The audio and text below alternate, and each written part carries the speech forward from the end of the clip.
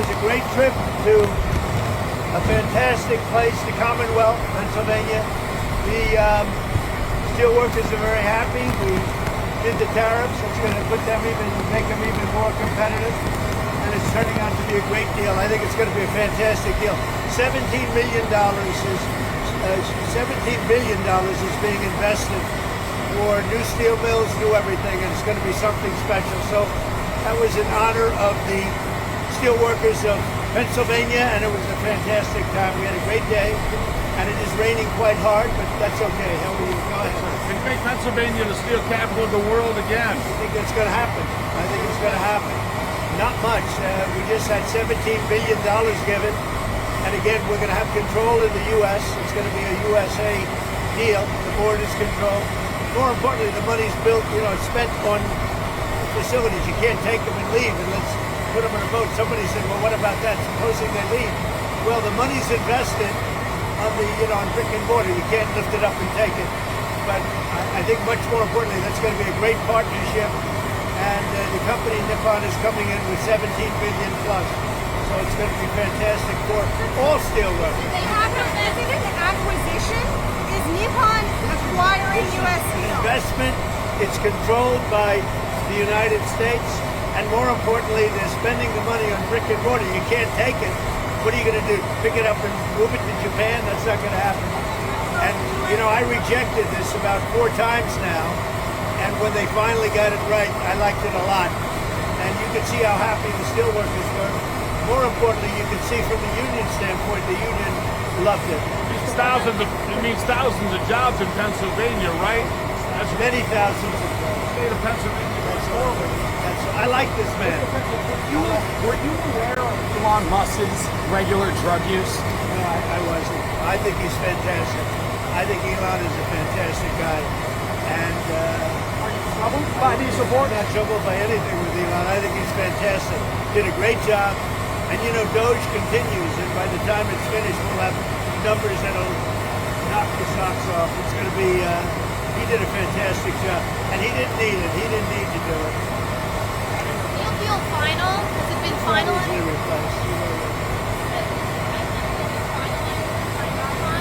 No, I have to approve the final deal. Well, you'll see. But I have to approve the final deal with Nippon. And we haven't seen that final deal yet. But they've made a very big commitment, and it's a very big investment. It's the largest investment in the history of the state of Pennsylvania in any deal, not just steel. And it's thousands of steel workers, and not only there, all throughout the country. President, do you support the Lindsey Graham Blumenthal bill that would levy sanctions on Russia? I don't know. I have to see it. I'll take a look at it. Are you confident that your proposal for a ceasefire in Gaza that was just submitted this week will get approved by Hamas? I think they want to get out of that mess. They're in a big mess. I think they want to get out of it. Can we anticipate any trade deals next week at all? And does this deal today with Nippon sort of overall help your talks with Japan? Well, Japan very much wants to make a trade deal. I don't think this has much to do with it, but certainly it won't hurt because we have a very good relationship with Japan. But as you know, Japan is in there right now negotiating as we speak, and they want to very much make a deal. I think the deal I'm most proud of is the fact that we're dealing with India, we're dealing with Pakistan, and we were able to stop potentially a nuclear war through trade as opposed through bullets.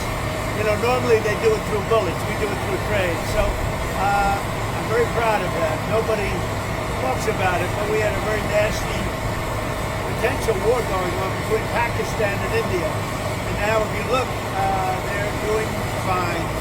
It was getting very bad. It was getting very nasty. They're both nuclear powers. The Pakistan representatives are coming in next week, and India, as you know, we're very close to making a deal with India. And I wouldn't have any interest in making a deal with either if they were going to be at war with each other. I would not, and I let them know. The message of the G7 here in 2 weeks. You're going to Canada. Mark Carney up there obviously has a different view of the world than you do. When it comes to energy, clearly, what's your message going to be at G7 here in a couple of weeks? Well, it's in Canada, and he's a very nice guy, by the way, Mark Carney. I think he's really a very nice person. and we've had some good talks. We'll see what happens. We'll see what happens. Are you aware of the reports that Susie Wiles' phone's been breached and somebody's been impersonating her? I've heard that, yeah. Do you know anything about Well, the investigation? she's an amazing woman. She can handle it. But I've heard that they breached her phones or they tried to impersonate her. Nobody can impersonate Susie. Nobody. There's only one Susie. What's your message to Chinese college students in the United States that want to stay in the United States, don't want their visa? Well, they're going to be okay. It's going to work out fine. We just want to check out the individual students.